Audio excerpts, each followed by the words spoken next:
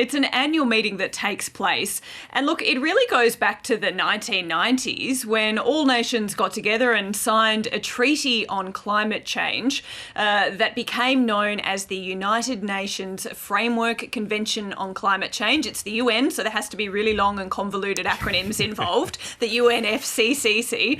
So back in the 90s, this convention was agreed, and every nation is a party to it, as well as some others like the European Union, which isn't technically a nation state, or the Cook Islands, which is part of New Zealand.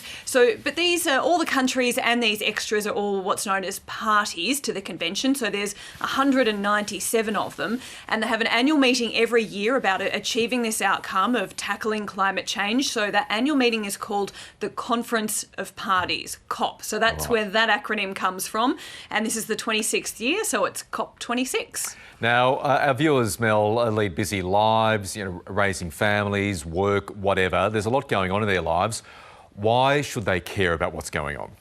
Yeah, look, that's a really good question, particularly given that the Paris Agreement, we signed this big agreement back in 2015, 6 years ago. That was going to be the big agreement to get every country on board to tackling climate change. So why do we need to keep having these meetings every year, and why is this one so important? Well, it goes back a little bit to where we are, or where we got to in Paris. So I want to show you a graph, and it shows you how our emissions have been rising from 2000 up to 2050, and where they're projected to go to 2050. And at Paris, all countries agreed to do their bit to try and reduce emissions. And that's the blue bit you can see on the section on the graph there. That's how much all the nations pledged to reduce emissions. You can see there's an extra yellow bit. That's how much more countries have pledged to increase their emissions reduction target between now and 2050. But look at the green section. That's what the world needs to do to actually get to net zero by 2050. So it's a little less than half the amount of emissions we need to stop emitting or negate in some way. We still haven't pledged to do. So it shows that there's still a really big task for all the countries around the world to agree to, particularly when you consider, let's just look at Australia. Australia's only just agreed now that net zero by 2050 is a target the nation wants to commit to. So there's still a lot more work to be done, and many scientists say if we don't do it this year, we're going to run out of time. And so finally, Mel, what outcome should we realistically expect from this summit? Yeah, so look, there are a couple of things that are on the agenda, and we're looking at things like improving those nationally determined commitments, NDCs, another UN acronym.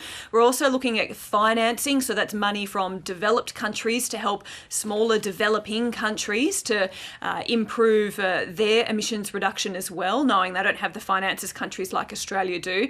And then there's the thing called the rule book, which is basically the rules around the Paris Agreement to make sure everyone's on the same page. But look, there are a couple of key debates that are going to come up at this conference to keep an eye out over the 2 weeks when this conference starts from the 31st of October.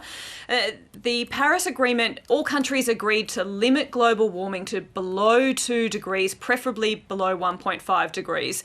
As we heard Prince Charles say, this is the last chance saloon. The globe has already warmed 1.1 degrees. If there aren't major commitments this year, that 1.5 degree limit on global warming will be almost impossible to achieve, so there'll be discussion about that. Obviously, net zero by 2050, countries like Australia, who is one of the last to come on board with this kind of target, will be noted, but there are a few other countries still to come on board too. And of course, this idea of having a stronger 2030 target, because if we leave emissions reduction to the end, it might be too late.